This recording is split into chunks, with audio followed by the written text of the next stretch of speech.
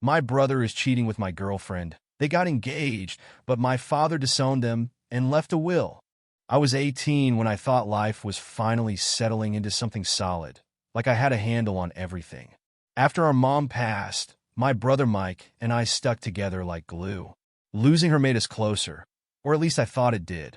Our dad tried his best, teaching us loyalty, honesty, and respect, principles I held on to like a lifeline, especially when things got tough.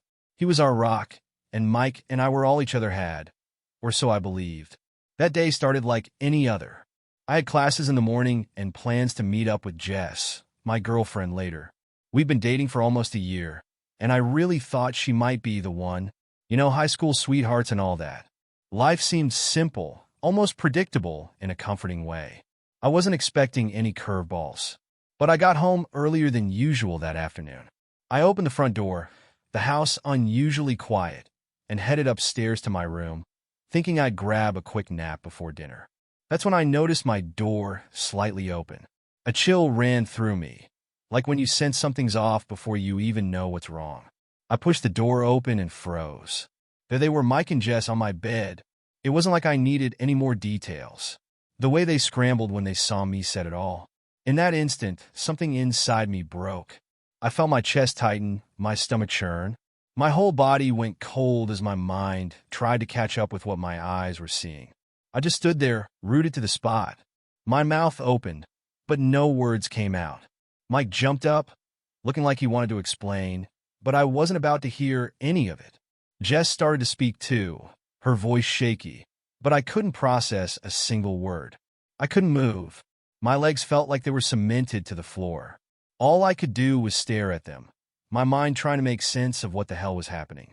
Mike, my brother, the same kid I'd played video games with, the one who confided in me when he got dumped by his first girlfriend, was now standing in front of me, pants half on, his face pale like he'd seen a ghost. But that ghost was me. Jess. She was sitting on the edge of my bed, fixing her shirt, avoiding my eyes like she was too ashamed to look at me. And she should have been. This was our room, the bed we'd shared countless times, where we'd laughed, talked, even dreamed about the future. She didn't even look sorry, just scared I'd react badly. But the rage hadn't hit me yet. Not fully. The silence in the room was unbearable. It was like I was outside my body, watching this all unfold from a distance. I wanted to say something, yell, scream, anything to break the tension choking the air. But no words came. My mind was spinning, and all I could think was, how could they? My own blood and Jess, the girl I thought I was falling in love with. I finally managed to spit out, "Get out." They both froze, eyes wide, like they hadn't expected me to talk, like I wasn't supposed to say anything. Mike started to stammer. "It's not what it looks like, bro, I swear." "Get out." My voice was low, calm even, but I was shaking inside. The anger was starting to bubble up, but I didn't want to explode. Not yet. Not in front of them.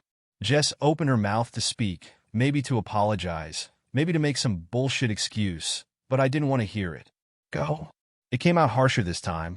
They both fumbled, grabbing their things as if they couldn't leave fast enough.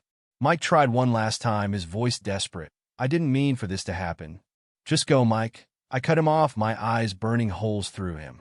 He looked at me for a second, like he wanted to say more, but then he grabbed his shoes and rushed out, Jess following close behind.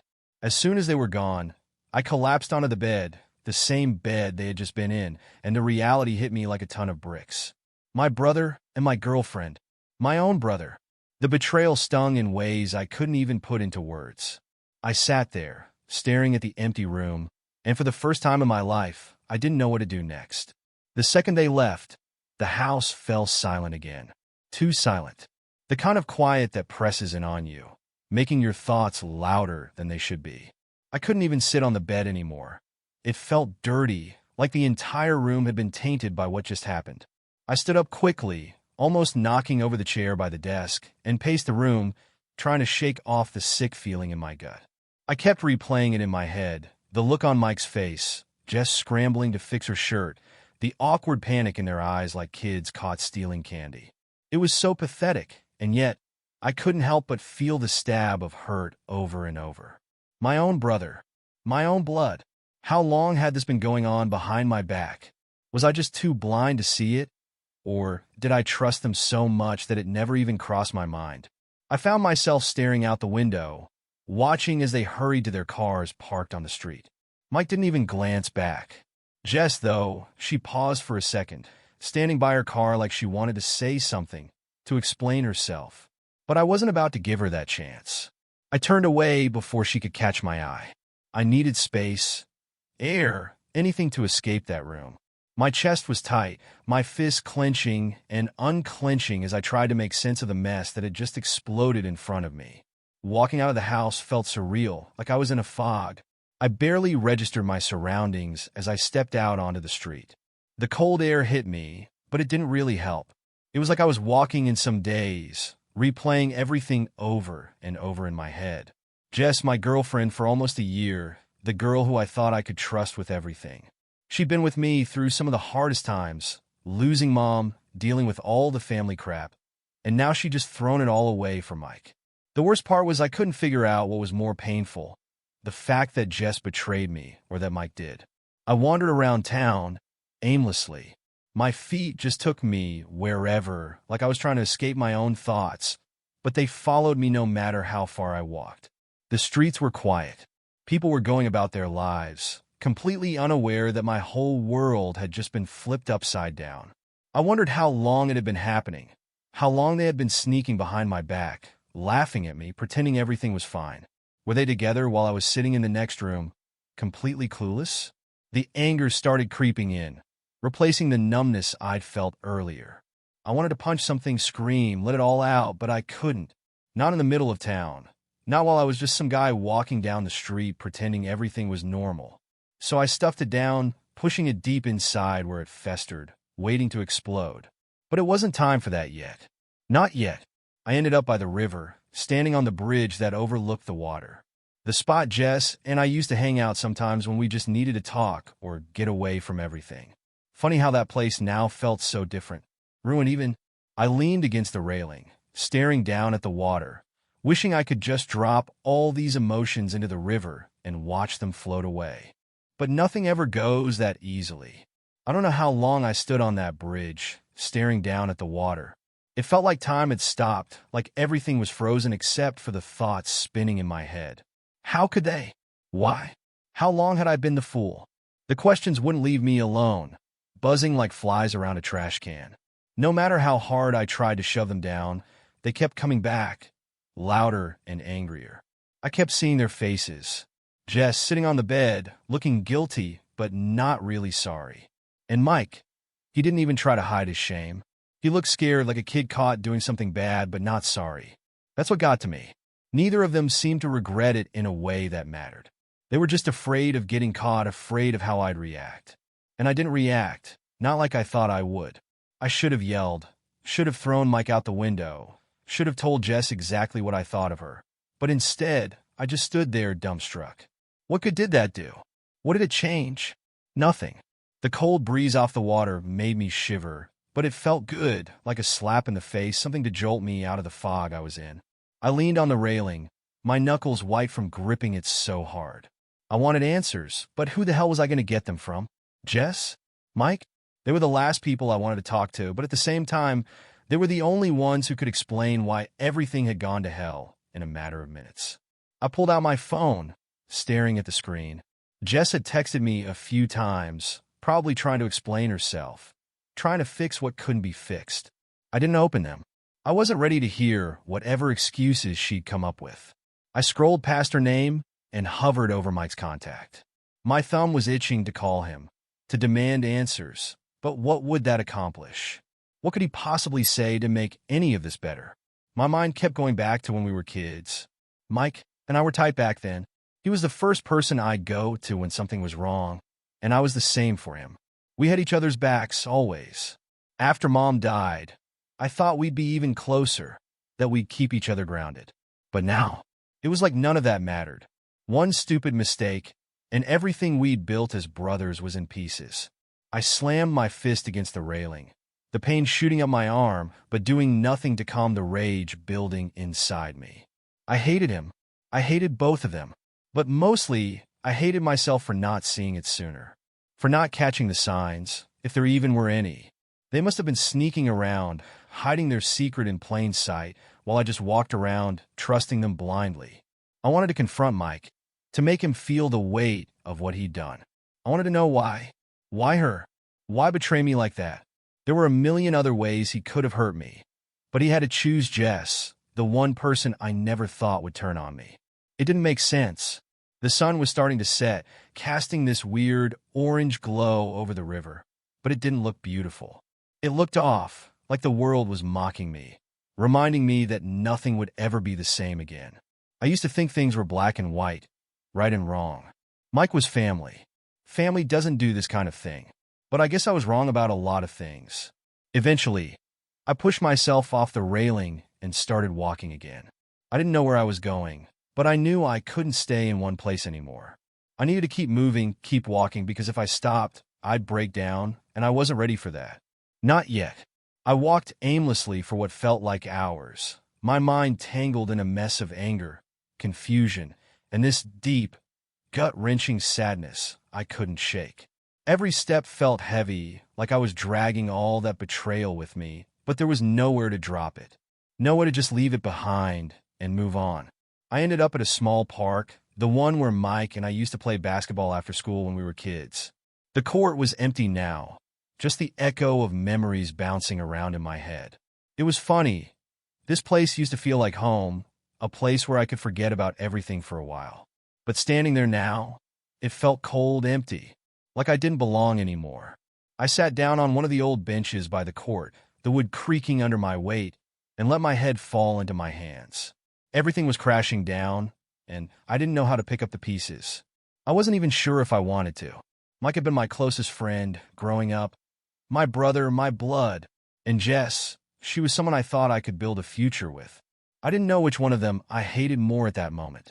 I pulled out my phone again, staring at Jess's text sitting there, unread. Curiosity gnawed at me, though I hated that part of myself for even wanting to see what she had to say. What could she possibly explain that would make this okay? But then again, I needed something, anything to make sense of it all. Against my better judgment, I opened the messages.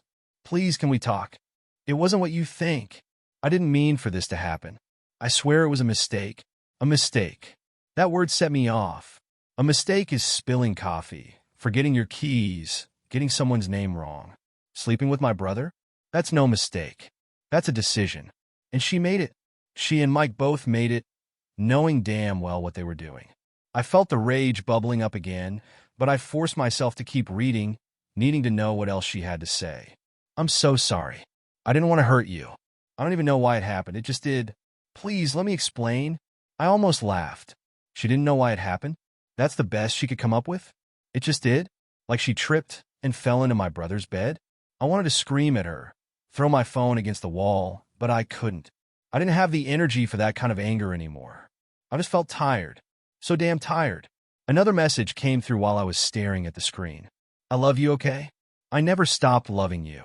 This was just, I don't know. I made a huge mistake, but I want to fix it. Please just talk to me. I shut my phone off, shoving it into my pocket. Her words were like poison, creeping into my brain and making me doubt everything. Did she really love me? I thought she did, but now, after this?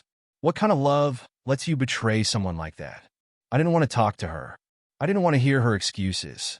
And Mike, he didn't even try to reach out. He just bailed, leaving me to deal with the wreckage. That's what hurt the most, I think. He didn't even have the guts to say anything. He just ran. I felt this pressure building in my chest, the weight of everything crashing down on me all at once. I wanted to run, to scream, to find Mike and make him feel the same kind of pain he'd inflicted on me. But I couldn't. I couldn't even move. For the first time that day, I let myself break. The tears came slowly at first, a few burning drops slipping down my cheeks. Then it all poured out. Anger, betrayal, grief, everything I'd been trying to hold back. I sat there on that old park bench, my body shaking as I cried harder than I'd ever cried in my life. Because in that moment, it hit me, nothing would ever be the same again. I don't know how long I sat there, my face buried in my hands, trying to keep my sobs from turning into full-on wailing. It felt like hours, maybe longer, but eventually I just ran out of tears. All that was left was this emptiness.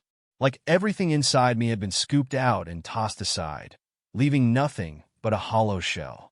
When I finally lifted my head, the sun had dipped below the horizon, and the park was almost completely dark, except for the streetlights flickering on around the basketball court.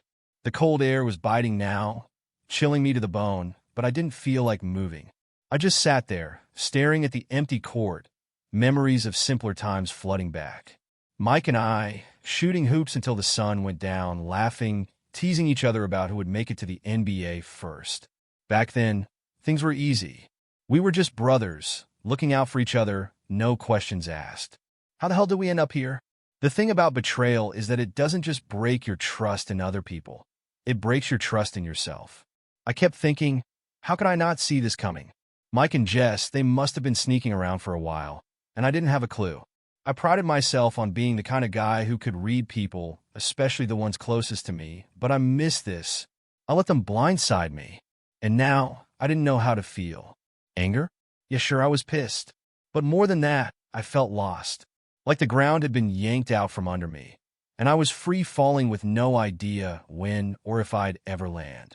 My phone buzzed again in my pocket, and I pulled it out, expecting another one of Jess's "I'm sorry" texts. But it wasn't her. It was Dad. Hey, where are you? You were supposed to be home hours ago. I stared at the screen for a long time, the words blurring together as my mind tried to make sense of them. Home. That word didn't feel real to me anymore. What the hell was home when your brother and your girlfriend could betray you like that? Where was the safety in it? I shoved the phone back in my pocket without responding. I couldn't face Dad right now. Couldn't pretend like everything was fine. Not when my whole world had just been blown apart. How was I supposed to explain this? How could I even say the words out loud? Hey, Dad, guess what? Mike and Jess are screwing behind my back. Great, right?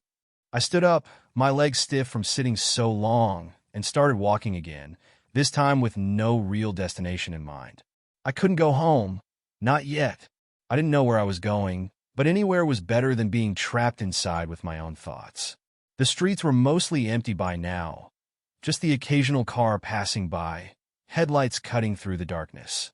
I kept walking, head down, hands shoved deep in my pockets. The cold wind whipped against my face, but I barely felt it. I was numb.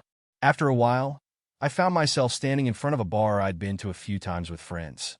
It wasn't anything special, just a small, dimly lit dive that smelled like spilled beer and cigarettes. But tonight, it felt like the only place I could go where no one would ask questions. I pushed open the door, the warmth from inside hitting me as soon as I stepped in.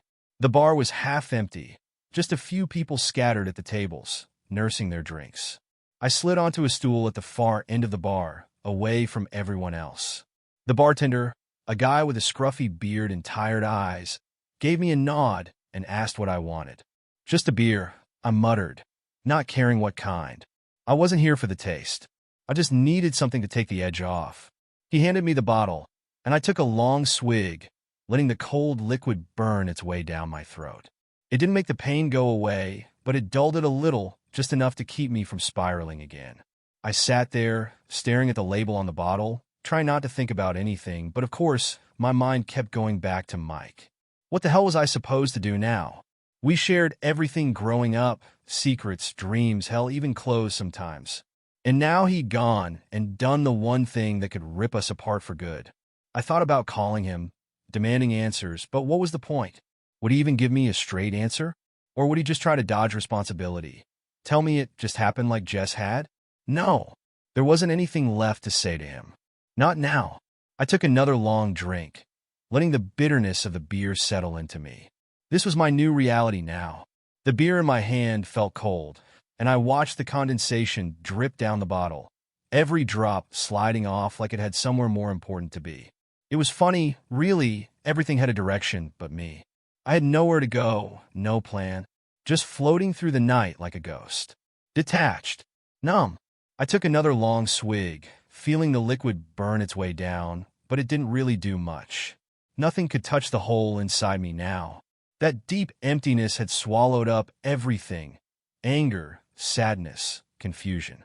It was all gone, replaced by this void I couldn't fill. The bartender didn't ask any questions.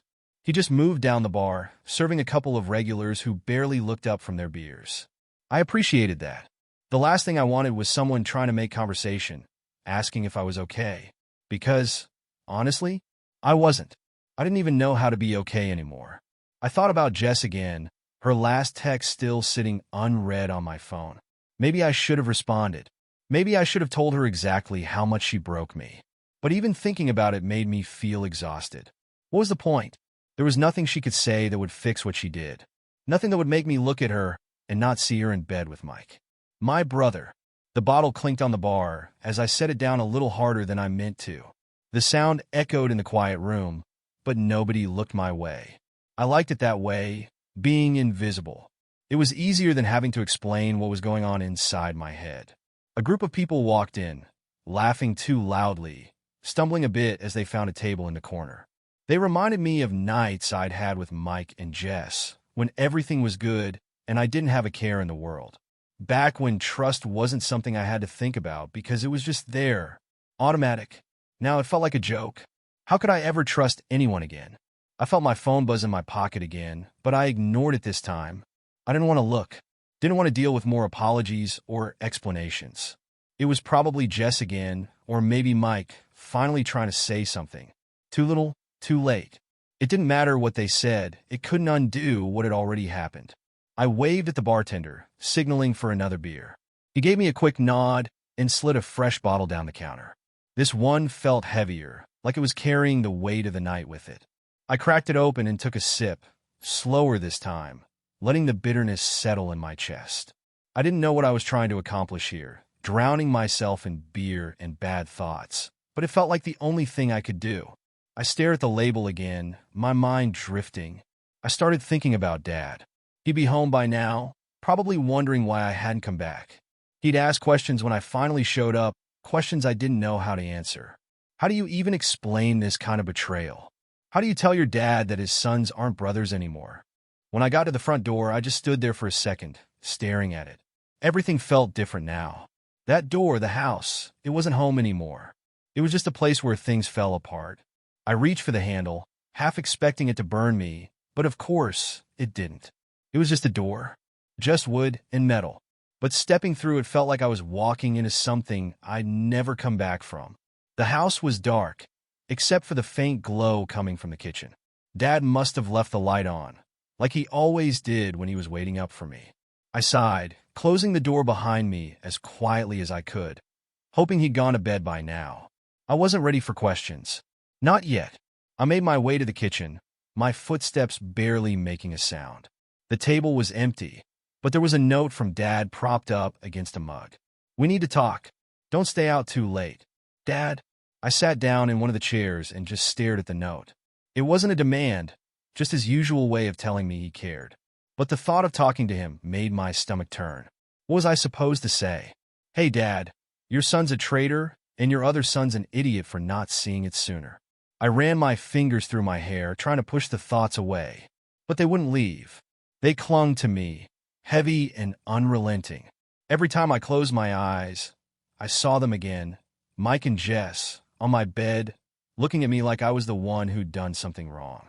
The house creaked as I sat there, the kind of familiar sounds that used to make me feel safe. But now, they just reminded me how empty everything felt. How empty I felt. I stood up and went to the fridge, not because I was hungry, but because I needed to do something, anything, to keep my mind from spiraling.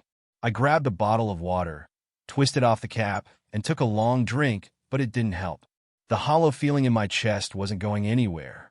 I leaned against the counter, staring at the darkened windows, my mind still racing. Part of me wanted to go upstairs, confront Mike, make him explain himself. But I knew he wasn't there. He wouldn't have the guts to come back, not tonight. Maybe not ever. And Jess, I couldn't even think about her without feeling like my stomach was going to flip. The way she looked at me, like I was some stranger, like everything we had didn't mean a damn thing to her. I couldn't wrap my head around it. I thought I knew her. I thought she was the one person who understood me, the one person I could count on. But now, all those memories felt tainted. Everything we'd done together, Every laugh, every late-night conversation, every promise meant nothing. I finished the water and tossed the bottle into the trash, the clattering sound louder than I expected in the stillness of the house. It echoed in the silence, a sharp reminder that I was alone in this. Jess wasn't here. Mike wasn't here. Just me, standing in the middle of a life that suddenly didn't feel like mine anymore. I made my way to the stairs, each step feeling heavier than the last. I wasn't even sure what I'd do once I got to my room. Sleep? Probably not. I couldn't imagine finding any peace in that bed again. But I had nowhere else to go. The floorboards creaked under my weight as I reached the top of the stairs, and I paused outside Mike's door, half expecting to hear something. But it was dead silent. I didn't know if I wanted to confront him or if I was relieved he wasn't there. Both, maybe. There was still a small part of me, buried deep down, that wanted to understand, to believe there was some kind of explanation that made sense. But I wasn't sure I could handle whatever excuse he had waiting. I turned away from his door and headed to my own room, pushing the door open slowly, like it might break if I wasn't careful. The light from the hallway spilled into the room, casting shadows over everything. The bed, the dresser, the posters on the wall. It all looked the same, but it didn't feel the same. It felt wrong, like I didn't belong here anymore. I stepped inside and shut the door behind me, but I didn't go to the bed. I couldn't. Instead, I sat down on the floor, leaning against the wall, my knees pulled up to my chest. My phone buzzed again in my pocket, but I ignored it. I couldn't deal with more texts from Jess or Mike. Not tonight. I sat there in the dark, staring at nothing, trying to make sense of a life that didn't make sense anymore. Sitting there in the darkness of my room, leaning against the wall, it hit me just how quiet everything was. Not the kind of peaceful quiet that makes you feel at ease, but the heavy, suffocating kind. The kind that sits on your chest and presses down until it's hard to breathe. I pulled my knees tighter, trying to make myself smaller, like maybe if I curled up enough, I could disappear into the shadows and escape the weight of it all. I glanced at the bed, my bed, the place where Jess and I had shared so many moments. Now it felt tainted, like something had been ripped out of it and out of me. I couldn't even look at it without feeling this wave of disgust and sadness wash over me. Jess had been my future, or at least I thought she was. I thought we were building something together, something real. Now all I could see was the wreckage of whatever we were, destroyed in an instant. I pulled out my phone again, not really sure why. It had become a reflex at this point, like maybe I'd see something, some message that would make all of this make sense. But I already knew better. Another missed call from Dad. He probably knew something was wrong, even if he didn't have the details yet. He always had a way of knowing when things weren't right with us, like some kind of radar that picked up on tension. I'd have to tell him soon. Maybe tomorrow. But not tonight. I couldn't handle his disappointment on top of everything else. Not right now. I scrolled past the missed call and found Jess's texts again. I hadn't opened any of them since the last time, but there were more now. I could see part of them from the preview. Please let me explain. I didn't mean for this to happen. I'm sorry, I love you. It was a mistake, a huge mistake. That word again, mistake. Like it was something small, something that could just be brushed aside with an apology. Like it wasn't the most important thing in the world, like it hadn't just shattered me from the inside out. I couldn't bring myself to open the messages. I couldn't deal with her words. Not now.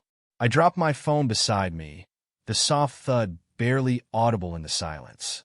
My mind kept going back to Mike, too. I kept seeing his face when I walked in, that stunned look of guilt and panic. The way he didn't even try to explain, just scrambled to get out of the room like a coward.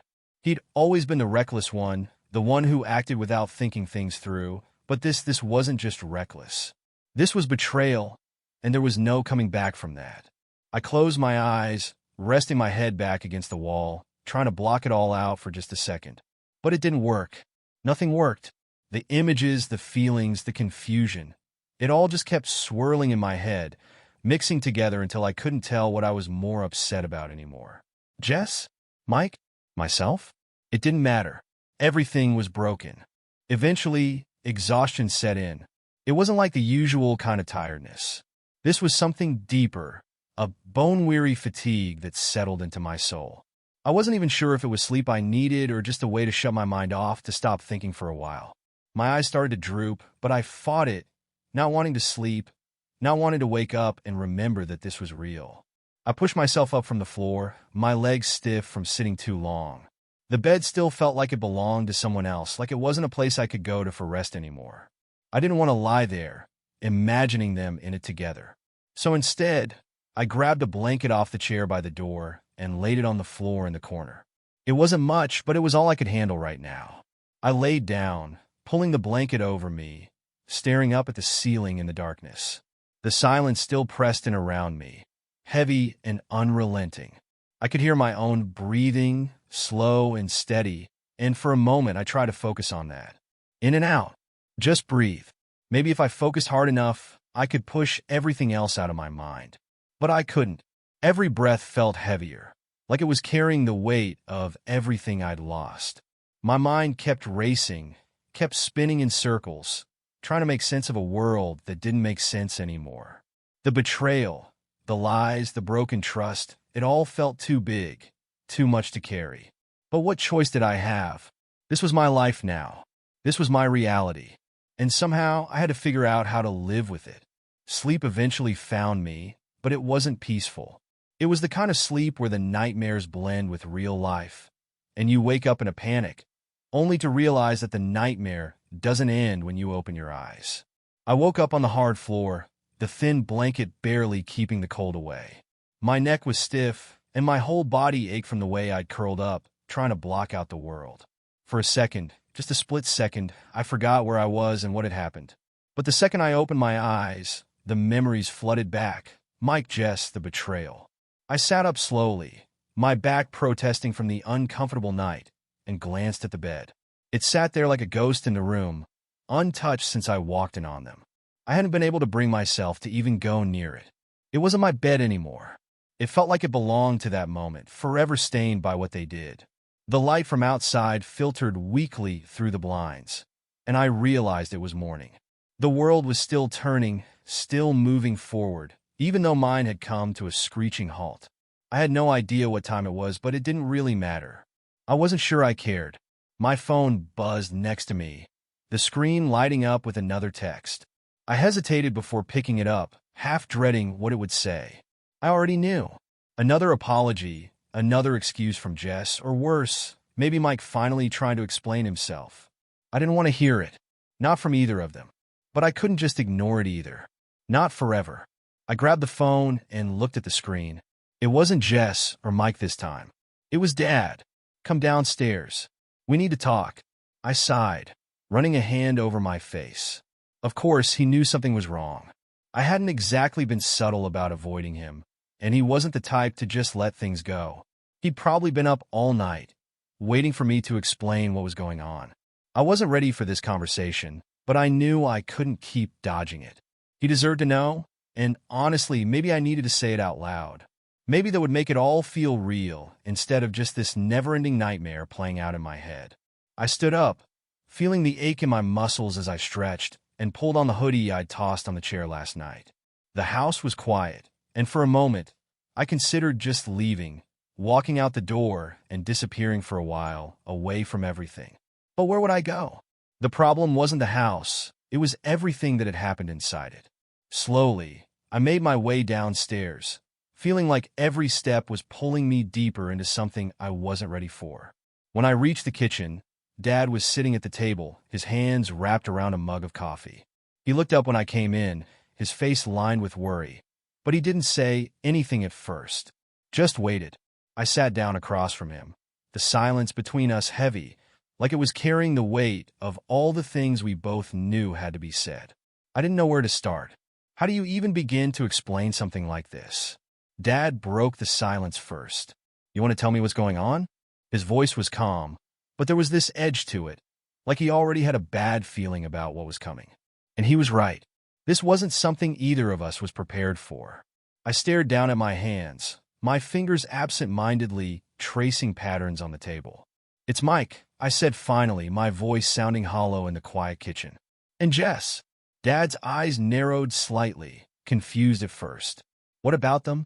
I took a deep breath, feeling the weight of the words before they even left my mouth. I came home yesterday, and I found them together. In my room, The words hung in the air, like they were too big to fully understand. I didn't look up, didn't want to see the look on his face, but I could feel the shift in the room, the weight of it crashing down on both of us. For a long moment, Dad didn't say anything. He just sat there processing.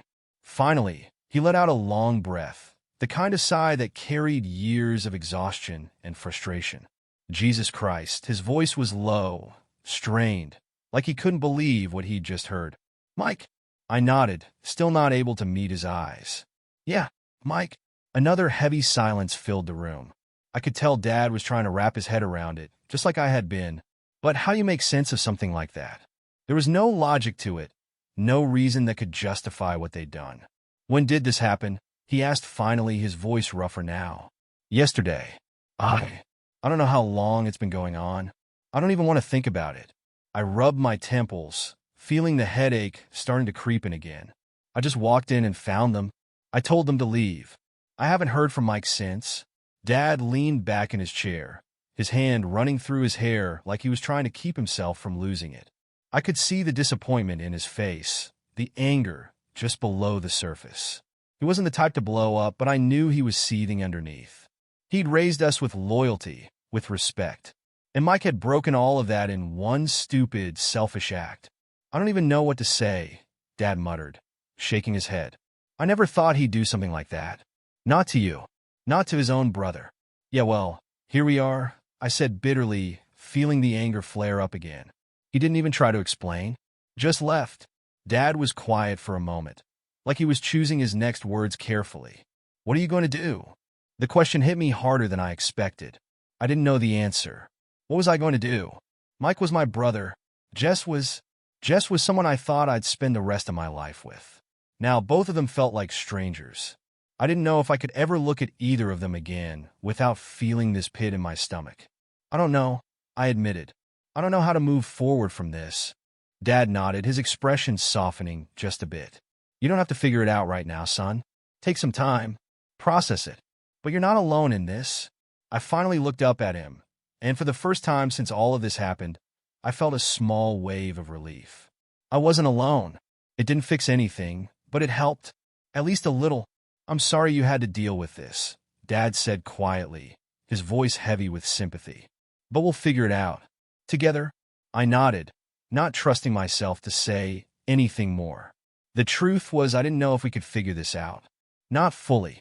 Some things, once they're broken, don't get put back together. But at least for now, I didn't have to face it alone.